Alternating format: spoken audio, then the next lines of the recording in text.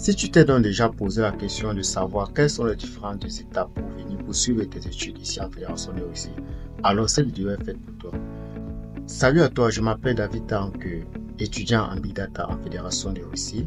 Mon objectif est de te permettre de réussir ton projet d'immigration pour la Russie en dépensant le moins d'argent que possible. Tu n'as pas besoin de dépenser beaucoup d'argent pour venir poursuivre tes études en Russie. Donc, si ce sont donc des thématiques qui t'intéressent, n'hésite donc pas de t'abonner à ma chaîne, de liker la vidéo et de la partager au maximum.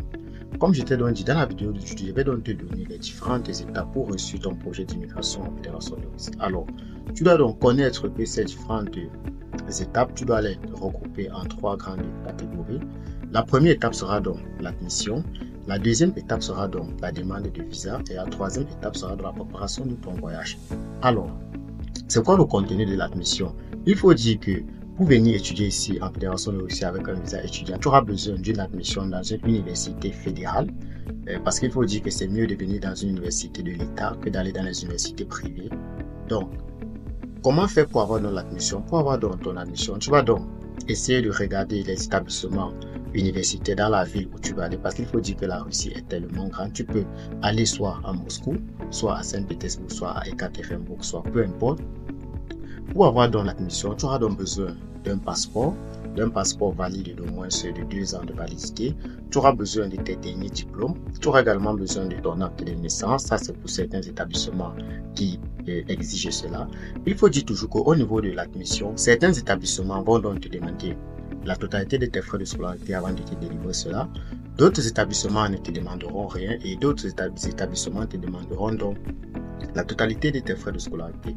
D'ailleurs, si tu as besoin d'accompagnement pour ta procédure d'études en Russie pour une procédure qui va durer seulement 50 jours, tu peux donc me contacter. Je laisserai donc mon numéro WhatsApp en description de cette vidéo aussi.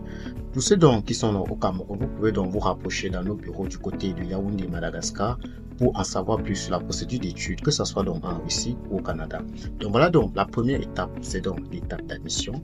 La deuxième étape pour ta procédure d'études en Russie sera donc la demande de visa. Après que tu as eu ton admission,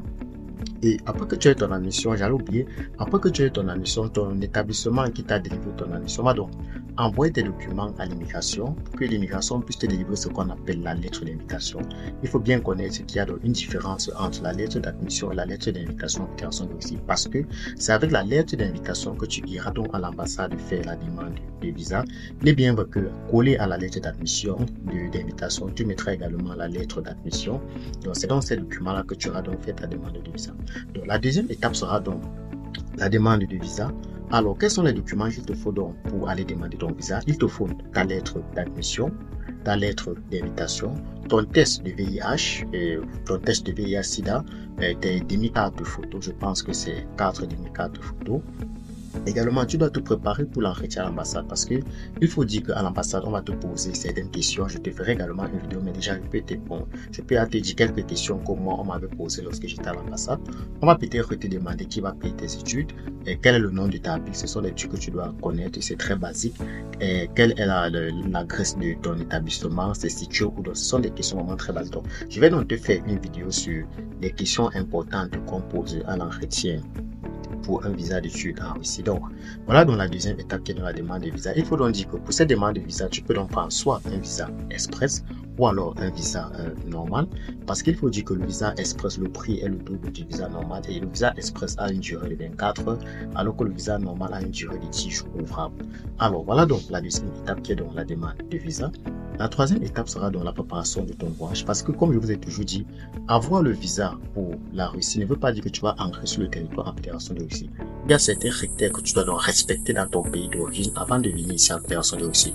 Le premier critère, c'est par exemple, lorsque tu as obtenu ton visa et que tu as eu à acheter déjà ton billet d'avion, tu dois scanner ce billet d'avion, tu envoies à ton établissement tutelle pour qu'ils puissent t'enregistrer sur la liste de leurs étudiants parce que quand tu vas arriver à l'aéroport de Moscou, l'aéroport va essayer donc de contacter l'école pour voir si effectivement tu viens pour les études. Et aussi, je ne vous conseille pas de venir avec les admissions des établissements où vous n'avez pas encore payé la scolarité. Venez avec les admissions dans les écoles où vous avez à payer au moins la moitié de la scolarité. Là, ça montre à l'agent d'immigration qu'effectivement vous venez pour les études. Donc, toujours dans la préparation du voyage, Donc, comme je l'ai donc dit, tu dois donc scanner ton billet d'avion et t'envoyer ton établissement. Et aussi, le visa qu'on va donc te délivrer dans ton pays d'origine sera donc un visa de 90 jours, non de 3 mois. Ça veut dire que, et cela se périme 45 jours avant. Ça veut dire que tu ne dois pas rester dans ton pays.